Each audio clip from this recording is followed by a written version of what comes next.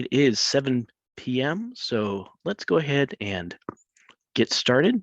And we'll start with just a roll call. And I guess we can show who is present. And do we need to do we don't need to do a verbal roll call, do we? Well, I'll go through that. So, yeah. Rick? Yes. Here. Chuck? Here. Joy? Here. Deborah? Here. Liam? Right here.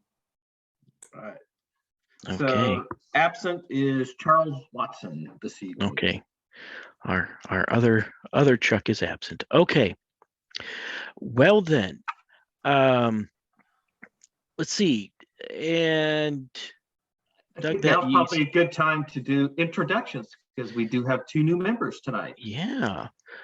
Yeah, again, and it's not on the agenda, but one of our orders of business today will be electing a chair and vice chair.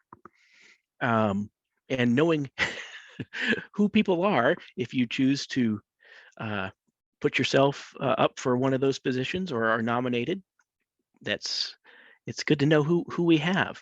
So I'll just go ahead and get started.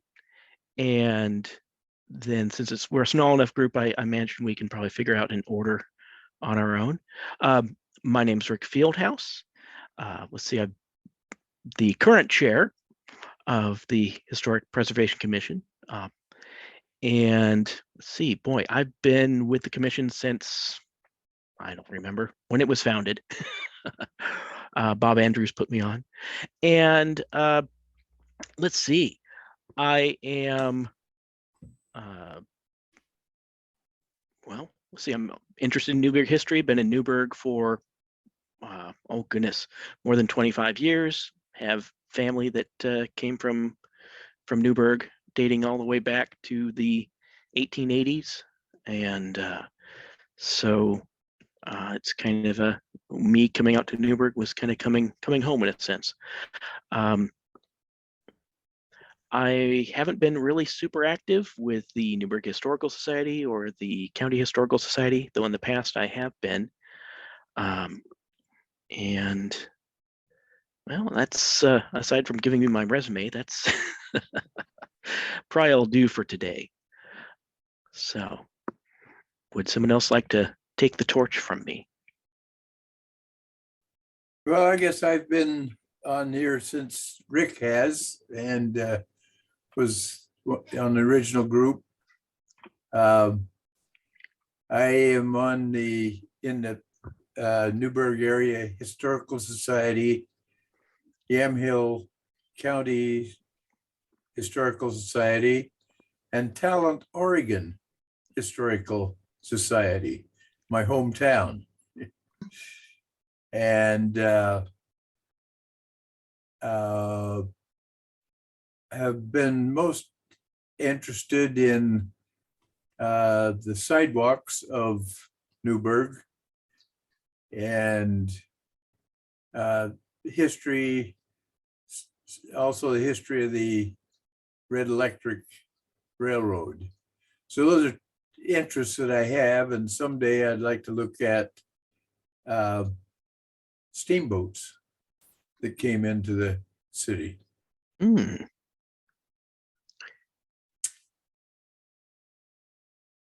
I'm currently retired. I was managed environmental engineering offices in my former life, and now live at Friendsview Retirement Community.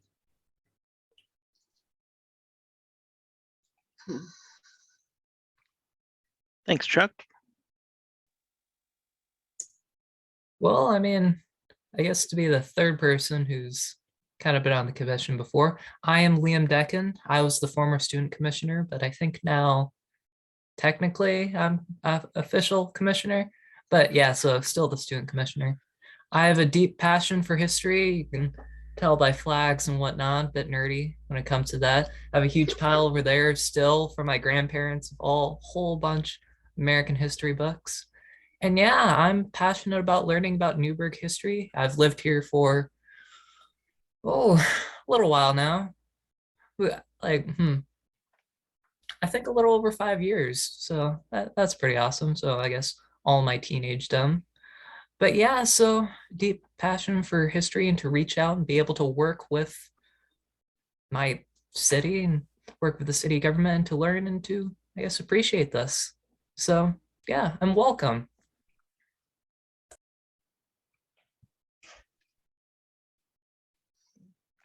Thanks, Liam. So we have a coin toss between Joey and Deb. Who wants to go first? Oh, I'll go.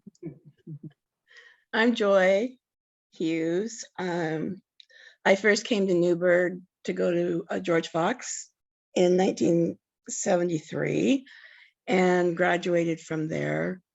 Left Newberg in the mid 80s because I got married and moved to Portland area back to where Portland was my hometown.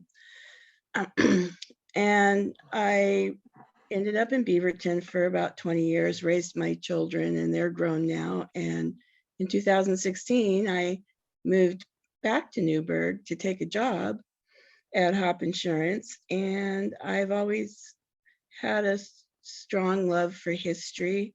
My mother instilled that in me. She got me reading historical fiction at a young age because she said that it was painless learning. And I've just always studied history and read up as much as I can. So I think Newberg's history is important, and there's things that need to be preserved and to not have things just torn down because they're old. They have meaning still. So I thought this might be a good way for me to contribute to my community and be proactive in something that I'm very passionate about. And I'm done. Okay, thanks, Joy. I'm Deb Burkle. I've lived in Newberg since 2009. I was transferred here. I work in HR in the semiconductor equipment manufacturing industry, technically up in Hillsborough, but remote at the time. All of my immediate family is in Newberg. So one person was here and then I got transferred and then everybody joined us. So the entire Burkle clan is now in Newberg. And I also enjoy history. I hope that this is a learning experience for me. I moved here in 2009, so I'm a relative newcomer, right? But I'm hoping that mostly what I am able to do besides serving the community is to learn about the history and see what it is that we can preserve and what we should draw attention to and allow our visitors in this beautiful area to learn a little bit more about us. So just enjoy also reading about history. Enjoy. I'm also a historical fiction fan, so we'll have to share some notes on that. Thank you. All right, thanks, Deb. All right. Let's see. Next, though it's not on the agenda, we need to elect a chair and a co-chair. So we do have to go through the formal process here, which I guess first I will open the floor for nominations for the position of chair. Actually, does it matter? Do we have any restrictions? Do I have to chair or co-chair first, or is it? No, you can go with the chair first. Okay. And it would just take, Okay. open the nominations and somebody could nominate someone. Okay. And then we need a second. Mhm. And then there's deliberations, discussions, and then you can vote and then we'll do the vice chair. Okay. I just couldn't remember on the order. Rick, So I'm sorry, Chuck, please go ahead. nominate Rick as chairman. Okay. So I guess starting off, is there a second to that nomination? I'd second that. Absolutely. Okay, Chuck is nominated and Liam is seconded, myself as chairman. Are there any other, well, first I'll accept the nomination. But then I need to ask, are there any other nominations for chairman? Or chairperson, excuse me, I should say. Are there any other nominations for chairperson?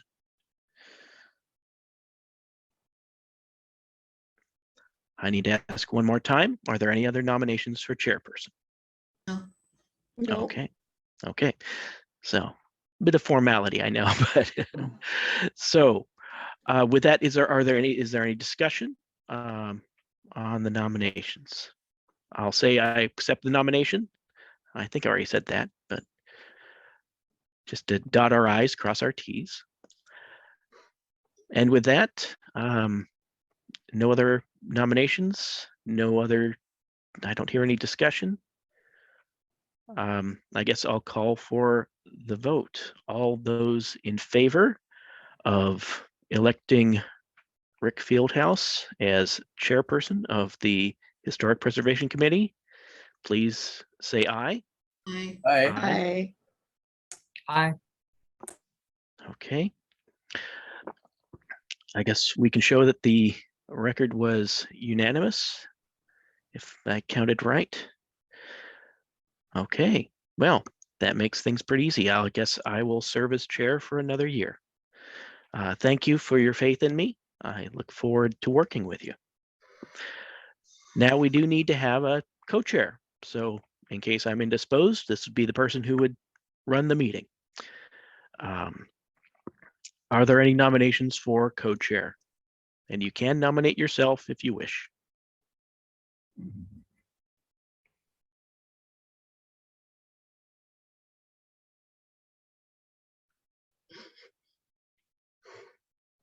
Well, Rick, I think you ought to nominate Chuck. All right, then I will nominate Chuck Zuckers for the position of co-chair because I think he's being a bit modest. And I would second that. Okay, Liam has seconded. Chuck, do you accept this nomination? I would, yeah. Okay. Are there any other nominations for the role of co-chair or No. okay, No. not hearing any, then I'll call it to a vote. All those in favor of Chuck Zuckers serving as vice chair? I think I said co-chair before, but it's vice chair. Vice chair. Correct. Yeah. Please say aye. Aye. Aye. Aye. Okay. Okay. I don't think we were unanimous, but I think we had looks like a solid majority. Yeah, 401. So Yeah. it passed. Okay. So thank you for recording that. Chuck, thank you for serving with me again for another year. All right. Well, with that out of the way, we have to give space for public comments. Is there any public comments? If we were in a room, I would look around to see who we're with, but actually I don't see any names other than No, there's no staff attendee. and commissioners. So that makes it easy. No public comments. Next up are the approval of the minutes from the November 16th meeting. Hopefully everyone's had a chance to go over those. So is there any discussions of additions, deletions, or corrections to the minutes as they were distributed?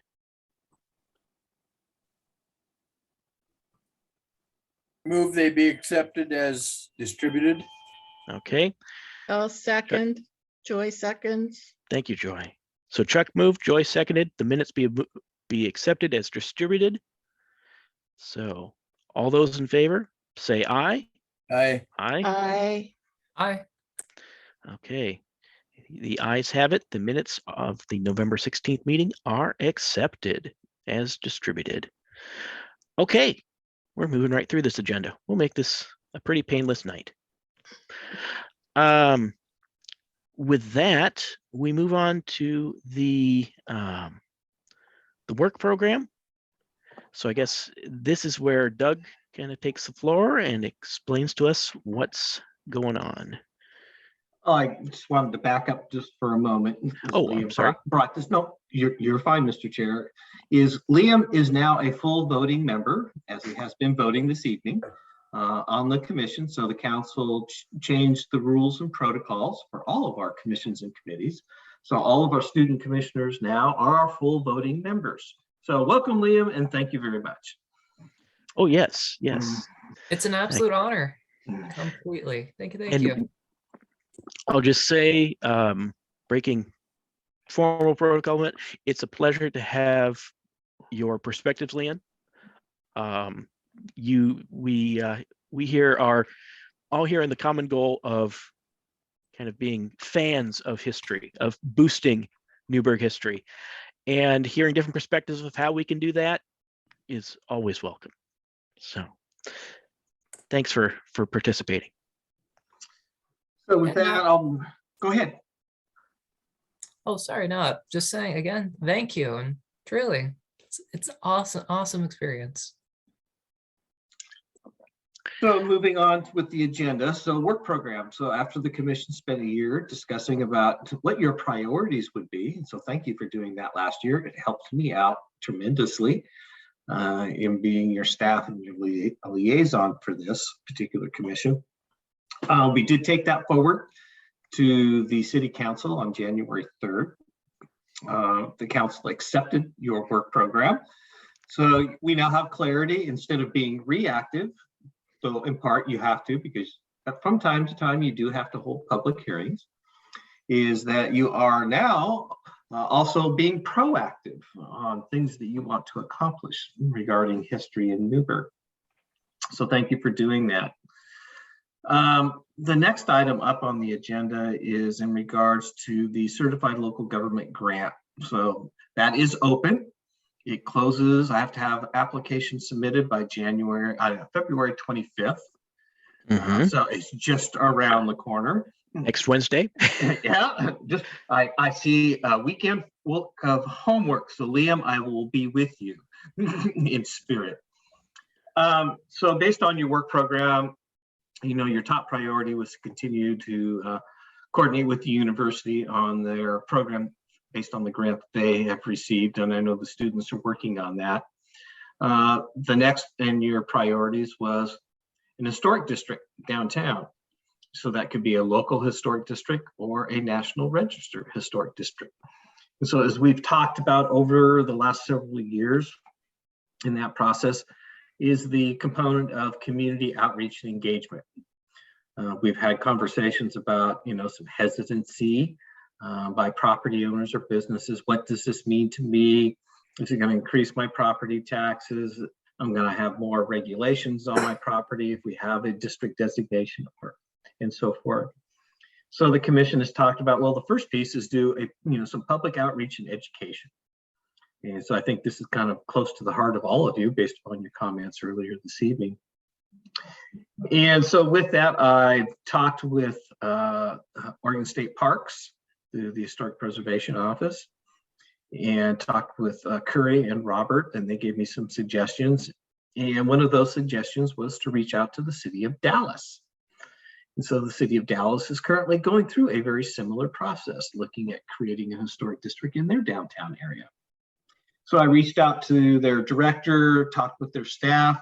They graciously shared their CLG application with me.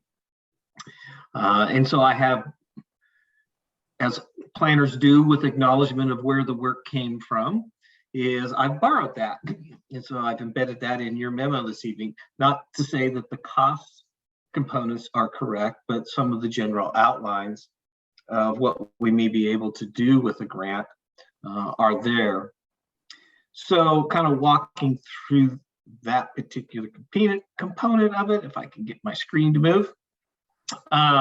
So in your packet, you know, it would be the city of Newberg applying for a 2022 CLG grant. Our purpose is to conduct that public outreach and education with property owners. And I would also probably embellish that to say businesses. And we generally looked at kind of the more of the commercial area in the downtown. So that's a little over 100 acres in size. I know that there's some interest as well in the neighborhoods to the north and the south of downtown. But I would always caution, don't bite off more than you can chew at any one given point in time. So right now, at least from your staff perspective, is we're looking at more of the commercial component, and that's where we have a lot of our inventory resources based on the Goal 5 process through the statewide land use program. I have not established a start date or an end date for the program yet. That's something I would have to work on. The city would be, the applicant in this particular proposal. Your staff, me at this point, would be your primary contact for this. And as I thought more about this after I put it together and sent it out to you a week ago, I'm thinking, and keep this in mind, is maybe the program for this outreach is a $10,000 program. And so we're eligible through the CLG for a 50-50 grant. So that would mean if we get awarded $5,000 through the grant itself, and then we match that with $5,000 of local funds. I'm just thinking back about other community engagement, public engagement programs that we've done. And given kind of the outline of what I put in your packet, doing some survey work and some community outreach and flyers and so forth, I think $10,000 would be an appropriate number. I'll have to fill out, and refine what's in your project budget because of that increase. The city of Dallas did one for, around $7,000. Ours, I'm looking at about $3,000 more, just to give them the cost of consultants these days. But there would be, time from staff, in-kind hours and so forth that would occur, and I would attribute that back to the actual rate, and I would work with our finance department on that. The public education piece, that's really would be consultant work. Now, the city of Dallas used students from Western Oregon to assist them. I don't think, given the timing of what we're working on, as we've been working through this through summer and so forth, that we have that same type of opportunity.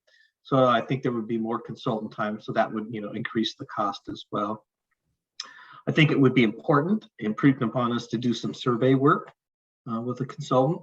And in part, that would probably entail, emails, contact information that I have, or generating a list. It could be a Survey Monkey list and so forth, is to have the consultant, do that outreach piece of that. And of course, there would be some coordination that would occur with the commission about, what that outreach material would look like.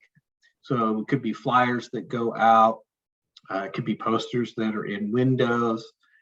We try to leverage, as we've talked about in the past, Taste Newberg and the Downtown Coalition and the Chamber with their membership to get them engaged. So survey work, giving another project I'm currently working on, that seems, reasonable. If I dig deeper into this over the course of the weekend, I might increase the amount and say, well, maybe it's a $12,000 project, but until I kind of dig deeper into it.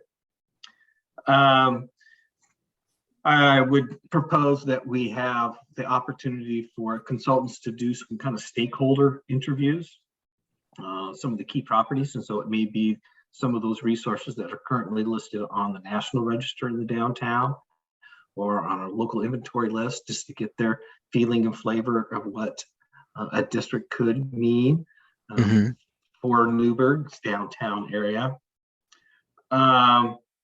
I'm not sure, still given the fact that we are in the world of COVID, workshops probably aren't reasonable yet. They may be over the course of this particular project, which would be about a little over a year and a half. So that number could go up a little bit. So in your packet on page 12 of 16, it's like we've kind of used the vernacular of historic preservation staff, but it's really your community development staff, coordinating with the consultant team and the commission to pull the information together for a survey. There may be some specific questions you may be interested in. Some of that we can do online, not a meeting online, but I can send out blind copy information. You can suggest potential questions and so forth. that staff and the consultant could look at. I think it would be very important, if we're looking at this, is that we actually do notify every property owner within the proposed district. In the district, I would say we would follow what's within our downtown plan. And that's where I come up with that 100 acres, actually about 108 acres, but it's mostly the commercial property. Mm. And then that survey work that I've already mentioned, flyers and FAQs, information that we can push out through our different channels, social media channels, with Facebook and Twitter and Instagram, also on the city website. And then again, leveraging our partners with the Chamber, Taste Newberg, and the Downtown Coalition, and trying to use Polly from NDC, to get information out to their membership. Then where I put in here is that this $4,000 match, that probably would rise up to a $5,000, could go up to a $6,000 match. Things probably important to note is we do have consultant funds already budgeted in this fiscal year. We're working on our budget now. I might have to make some slight adjustments to the dollar amount for next year. These dates that are in your packet, noticing when we'd have to go out for an RFP to get a consultant to help us with this public engagement component. And there are many firms out there that do that. So that's kind of a target date of May 1st. It could be a little bit later. There's always contract negotiations that we have to go through, and those usually take several weeks, 2 to 4 weeks in order to accomplish. And so we'd be looking at a start date generally for this project at around June, could be July 1st of 2022. Then the final documents, and I will go back through all of the protocols based on the information from the state to make sure that we would have the project done, reports and so forth submitted within their timelines for when the grant would close out. And so this is not new to us. The commission has done this before. We've received several grants from Certified Local Government Program in the past. We did some work downtown on the inventory. I think I've told you before, our website got hijacked by an inappropriate site. Then we did the Cameo Theater, and then close to Chuck's heart, we did the sidewalk stamps, the horse rings, and the mail posts as well. So it's not new to staff. We've been through this particular process before. Always, anytime we receive pass-through funds, basically come from the federal government through the state to the city, we've got all of these legal requirements to monitor and keep all of our documents, and they're always subject to being audited. So that's kind of the general scope. So Mr. Chair, just kind of wanted to open it up and see what the commission members thought about us submitting for a grant. We don't have to, but we do have that opportunity. We did not submit one in the last cycle because we did not have a work program. So we did not really know exactly what we wanted to do. So again, kudos to the fact that we got a work program now. So when these opportunities come up, we can apply for the appropriate grant funds. Okay, thanks, Doug. So I guess for especially our newer commissioners, are there any questions about the Certified Local Grant Program, kind of how it works? I know Chuck and I have been through this cycle several times now. So we have a pretty good idea of what we can and can't do, and because there is some restrictions. But I will say that, especially since we're kind of copying off of Dallas's homework, which in this world is perfectly acceptable because we're not doing them any harm, and we're not doing us any harm, actually.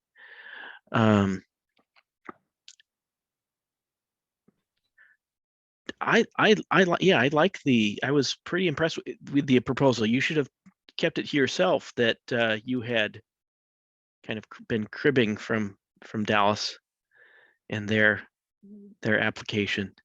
I would have just believed you that you'd done a great job on it. Well, Mr. Chair, my AICP Code of Ethics requires that I have to divulge, and I did get permission from Dallas to be able to use it as a stepping stone for us to put together our proposal. Yeah. So these grant funds, if the newer members of the commission don't know, this is not a competitive grant. This is something that the money is out there, and if we put in a good proposal for it that meets all the requirements of the State Historic Preservation Office, we'll get it. This is so I don't see any problems with the grant itself. Yeah, Deb, yes, please. I have a question about the funding. You said it was a 50-50. I just want to clarify it's 50% from the grant funds, and then the city itself is going to contribute the other 50%. Is that correct? Yes. That is correct. It's a dollar for dollar match. All right. I wasn't sure if we had to do fundraising or anything like that. That's what. No. Yeah, and so we are basically getting those city dollars to stretch further with this grant. Okay, thank you. So yes, it does cost the city something, but looking at we're not talking about a really big program here. We're looking at something that might be, in the ballpark of $10,000, give or take, and half of that would, of course, come from the city. So, but as the commission had talked about over the course of basically the last 3 years, is education, education, education. And just to jump in and say, oh, we're going to think about getting the downtown area on the National Register of Historic Places. We've talked about there may be community pushback to that because of uncertainty. So the commission has talked about, well, we need to do the education first. Let's check the temperature. Remember, there are two possible ways to do an historic district in the downtown. One is your traditional draw a boundary line around approximately 108 acres and say, this is our proposed district. Then you have primary resources, secondary resources, and contributing resources.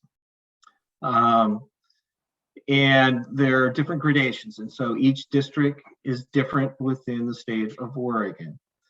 I've worked in communities where it's very strict. You can't put a hose bib on the exterior of a building unless you get Historic Preservation Commission review and approval.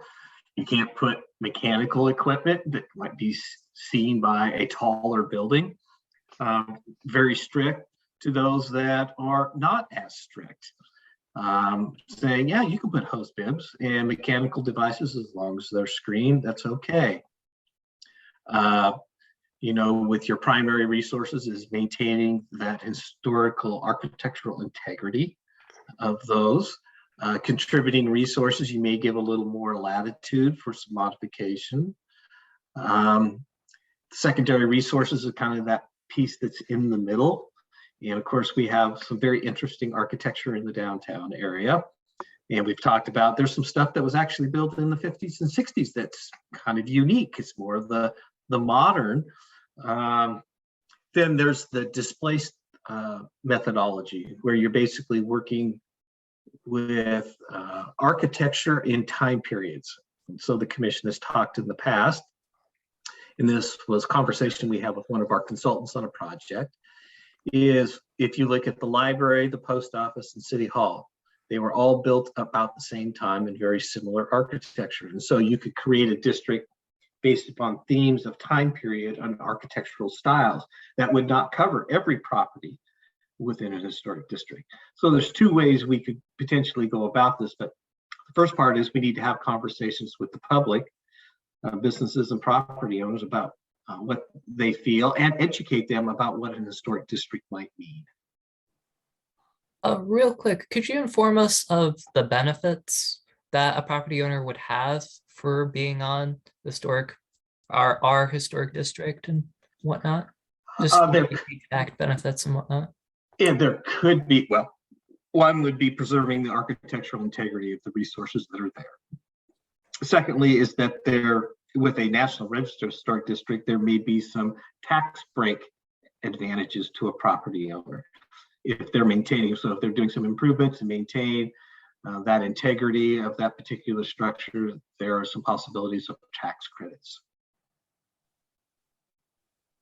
Yeah, kind of in a general sense, to pile on here, there's the intangible benefits where we can say, well, hey, wouldn't it be cool if you could include in your advertising that your business is in Newberg's historic district?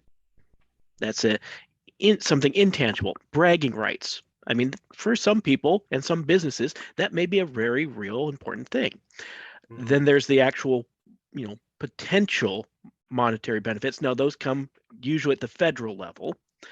For example, the Cameo Theater is on the National Historic Register, and by having that designation, they have some opportunities for, some tax breaks, possibly some grants that are targeted towards properties in the historic register. It kind of opens some doors for that sort of thing. And of course, if it's just a city designation, we as a city really get to kind of define what that means.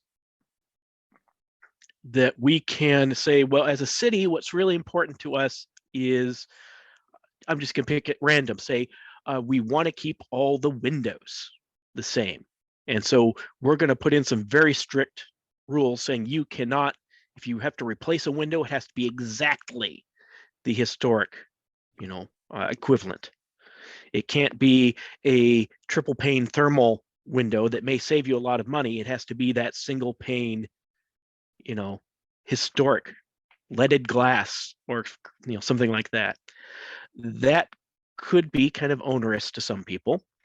But we could do that if we as a community decided that's how we want to set up our district.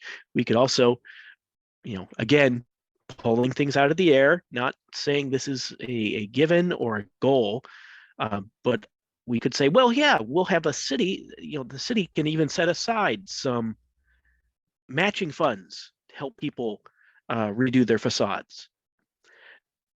That, in theory, could happen. So I'm just speaking in broad terms there.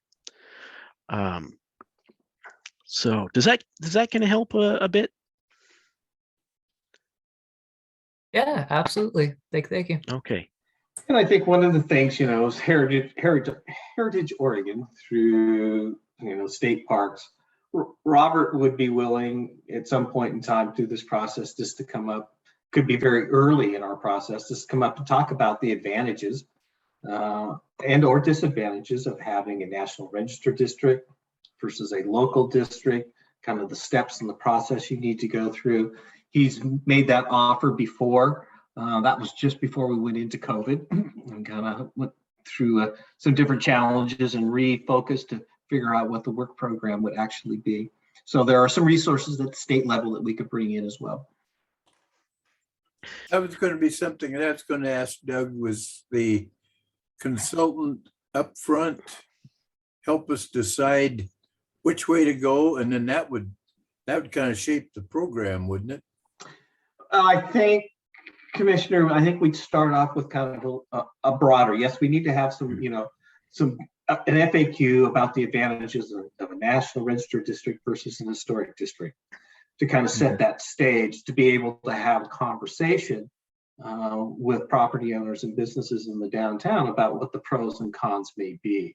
So with that, having the right consultant, so having Robert come up and talk with you, and then hiring the right consultant to do community engagement who also has experience in historic preservation to help us guide, what this process would look like. And so think of it as when in a grant, we're laying this out, but I would try to lay it out such that it has some flexibility to it so that we can adjust the program as we learn more.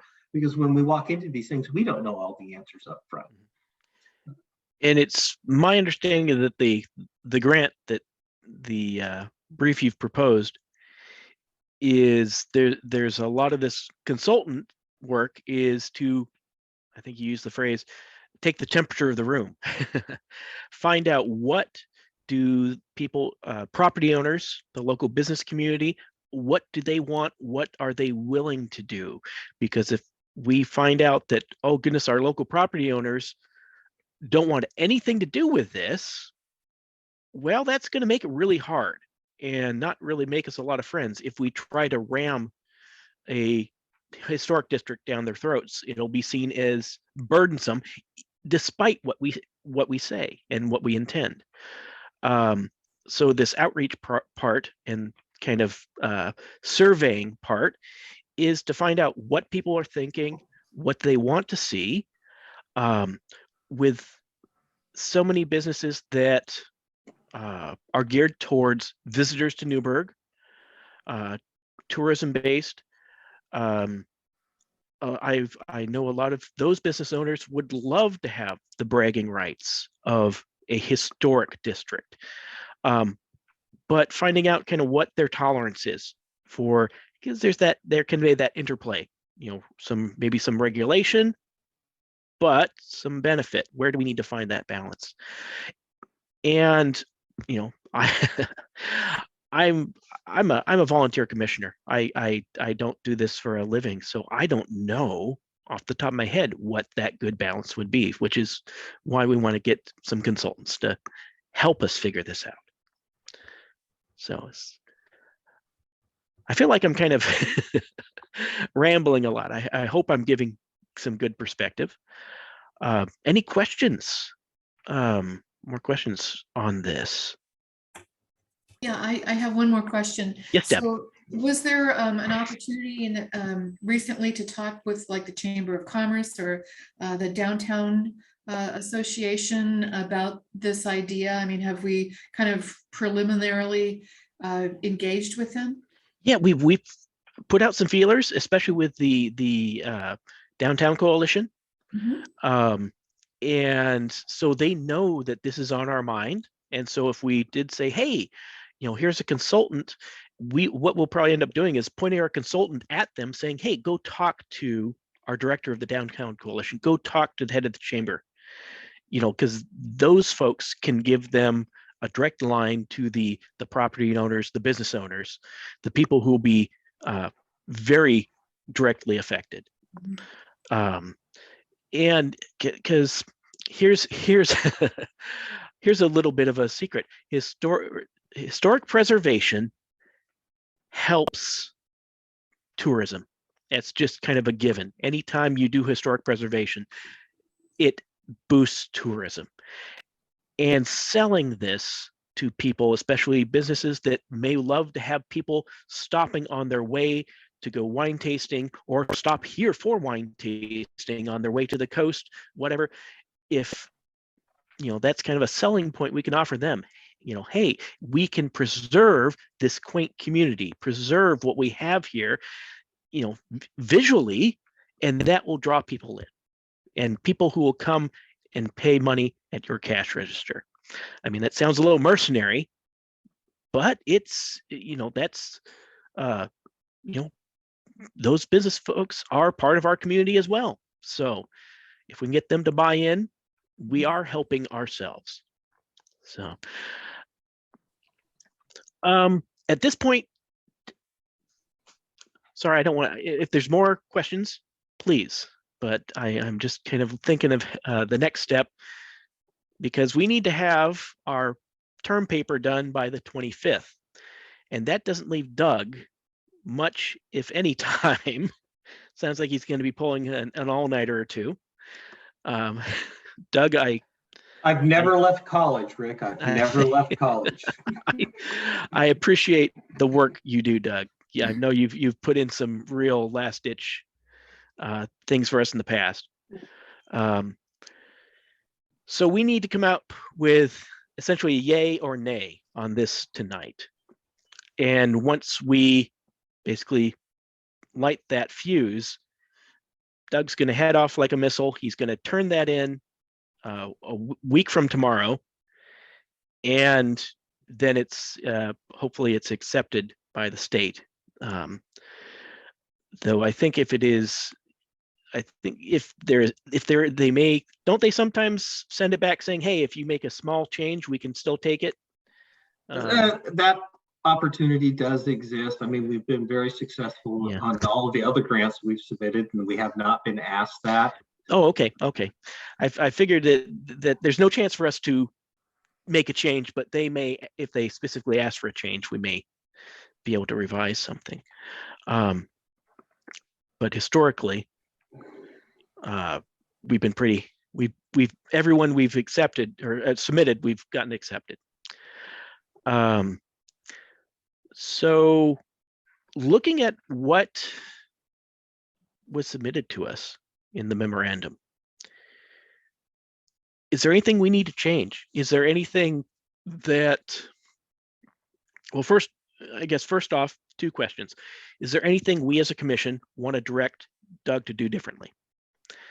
I understand that he's going to kind of finesse the numbers, find what those kind of sweet spots are for what fits within a budget, but also going off the current cost of consultants' hours and such. So I understand that we don't have solid numbers, but we at least have a ballpark. So first off, is there something we need Doug to do differently? And then secondly, Doug, is there something that you need us to specifically tell you other than just overall approval? I think I could answer the last question first, is that if you generally think that this approach is acceptable with refinements, as noted, cost numbers and responsibilities and so forth, that's what I'm looking for from the commission this evening. That'll give me the go-ahead over the course of the next 7 days to pull everything together. Okay. And especially for a new members commission, Doug, he is an expert in his field, but he still has to we are still kind of his boss, at least in this situation. So if we tell him he needs to include A, B, or C, then he will do what we ask. So that's not to belittle anything he's doing or cast aspersion. I'm just saying that if there's something that we absolutely feel strongly about that he's not included at all, we can give him that direction. So we're not, we are still technically the ones driving the bus. Is that maybe a fair way of putting it, Doug? That is an absolutely fair way of putting it, Mr. Chair. I work for you. Yeah. Even though I would love to just make you do all the work. Okay. I help assist you in setting the seeds of idea, and then we fine tune from there. Yeah. I make a motion that we proceed as directed here and have Doug do the finessing and complete the application and submit it. Okay. I'll second. Oh, I think who had that second? Was that Joy or Deb? Yeah, that's me, Joy. Okay. It doesn't matter. Whoever. All right. Well, so I guess it's been moved and seconded, moved by Chuck, seconded by Joy, that we instruct our staffer to proceed with the application based on the memorandum already submitted. And is there any discussion of this motion? I mean, like, just looking at this, is there really any downsides to sending it? Because I'm struggling to see any, really. So. No. It's in a, again, to put things in a kind of a crass fashion, there's free money out there if we want it. We just have to fill out the paperwork properly with a reasonable plan to say, here's what we're going to do with it. That's kind of the cool thing about this certified local government grant program that we're in, is that money is always there. We're not competing with Dallas. If we don't take it, nobody else gets it. It just kind of goes back into I'm not sure if it's general fund or into, whoever's budget. It's there for us. So the only thing we really lose is we obligate ourselves to the matching funds, and heaven forbid we're rejected. We have had Doug spend some of his time on this. So that's really the only loss that we might see. So any other discussion before we vote? Okay, well then I'll call for the question then. All those in favor of accepting this motion to instruct Doug to move forward, please say aye. Aye. Aye. Okay, it is unanimous. The commission has voted to instruct you to move forward with the application based on the memorandum you submitted, Doug. Great. I hope it rains all weekend so I can just sit behind my computer. All right. Now, if you excuse me a moment here, I want to take a look and see where we are with our agenda, just to make sure I'm not missing anything. I put it in the background and oh, we do have a couple more things. We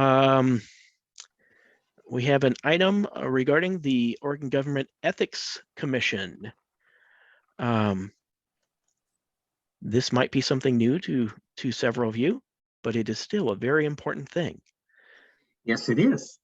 So you were sent a communication from our city recorder, Sue Bryan.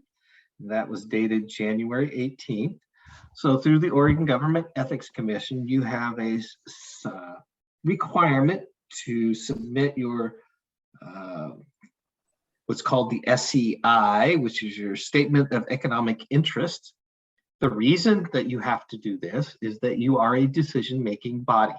We have 3 of those within the city of Newberg: the City Council, the Planning Commission, and the Historic Commission. Because there are times when there are a type 3 application that comes forward where the commission has to review that against our criteria in our development code, and you have to adopt an order approving, either outright or with conditions, or denying a potential application to modify the exterior appearance of a historic resource. So Sue sent out that letter. She provided instructions for you of how to do this. The city cannot fill these forms out for you. They're all done electronically. Sue can assist with the technology. You either email me or email Sue about how to fill out the forms or access into the system to fill out the forms, but the actual information that has to be filled out has to be done by you. There are consequences by not doing it. The Oregon Government Ethics Commission can fine you for not filling out your SEI forms. I've been there. I can speak to that point. I forgot one year, and I got a very strongly worded communication from the Government Ethics Commission about my delinquency, and I believe the fine is, or at least then, a couple of years ago, it was $10 a day. I was able to get out of the fine by making sure I completed the form and composing a letter, basically kind of a bit of an apology and some excuses. And they are not without heart. They kind of I wouldn't suggest relying on it, but they tend to at least give you one chance at grace. And for me, it was, I was a boneheaded mistake and forgot all about it. So I got unfortunately, I burned my freebie. So if I forget again, I'm probably gonna have to pay. So as the letter that went out to all of you, or was supposed to have gone out to all of you, I'm sure Sue's very prudent about making sure that happens, is that, like I mentioned again, is an electronic filing system. They will reach out to you. You can fill it out. They're going to be sending out communications in mid-March. and to let you know. And then you have between March 15th and April 15th to fill out the required paperwork and submit it. What happens if you don't is that they reach out to the city recorder, who reaches out to me, that says that person X, Y, or Z has not filled out their paperwork. And then you will get an email, or more than likely a phone call, or both, from one of us that says, you need to fill out your paperwork ASAP, because we don't want them to fine you. So it's a little known piece when you take on these roles as a decision maker. So Liam, welcome to the club. I'm not sure exactly how it works for student commissioners. Honestly, I do not. But with the council changing this program where you were just an ex officio member now to a voting member, you also must comply with the Oregon Government Ethics Commission requirements. It is not a difficult process. Once you've gotten set up, you have to essentially kind of create an account on their website. And once you've kind of set that up and verified you are who you say you are, it can be a 5-10 minute process. It's not onerous at all. Though I imagine if you had complex finances, that could be. But I imagine for the majority of us, it's pretty straightforward. There is in your packet, on the very last page, there are some webinars if you find that beneficial on filling it out. And so there's a schedule there for webinars in March on the 17th, the 22nd, and the 30th. And then there are webinars on April 5, 7, and 13. All of those are during the daytime. And it's all listed dates and times in your packet. Okay. Any questions or discussion about that matter?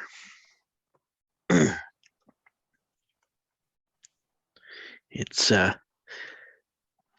like I think I just said, yeah, it's not really an onerous process, and don't be a bonehead like me and forget about it. The hardest part for me is that we can't do it until the 15th of March. I want to do it now, get it out of the way, so I don't forget again. All right. Well, if there's no discussion with that, we can move on to the very last thing on our agenda, which is just noting that we have our next meeting scheduled for May 17th of 2022, which I believe is still a Tuesday. Correct. That is correct. Yep. Okay. So it is May 17th. Okay. I was looking at the wrong month. So, yep. And with that, is there any further business before we adjourn? Well, not hearing any. So I guess I'll go ahead and adjourn the meeting. We got to an hour almost exactly. Great. I love it when these meetings are nice and tight like that.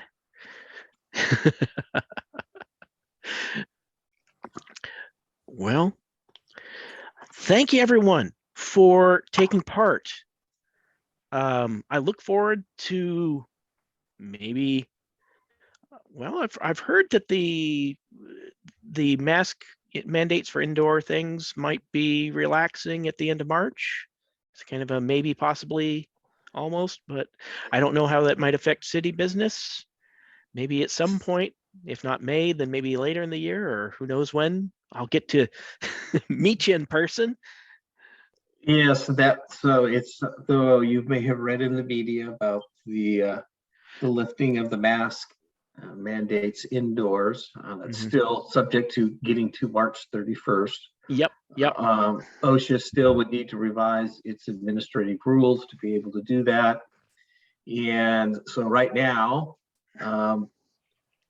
if we tried to hold an in-person meeting, we have to keep the number of people within the parameters of OSHA based upon the square footage of the space that we're occupying. which we essentially only have one space within the city that could do that, and that's the police department training room. So at this juncture, we're still keeping virtual, but there will come a point, I'm hopeful. Yeah.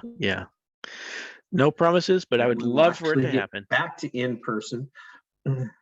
So for our new commissioners, we used to meet in City Hall in our conference room, but that conference room is not large enough to accommodate all the individuals based upon the square footage needed for each person.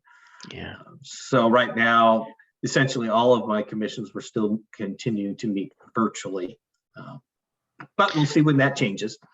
That conference room is a great place for our meetings because there's a big map, historic map of Newberg on the wall, which is always fun to refer to when we're talking about the subject at hand. I don't know if you've been in that room. It's on the. It's basically up. You go in City Hall up the stairs, and it's right there on the corner of Hancock and First, kind of overlooking both streets. It's a lovely room in a lovely building. So, well, with that, we're adjourned. We can head our separate ways. I'm happy to be serving with our new commissioners. I really appreciate your interest in Newberg history. So It'll be fun. Thank you.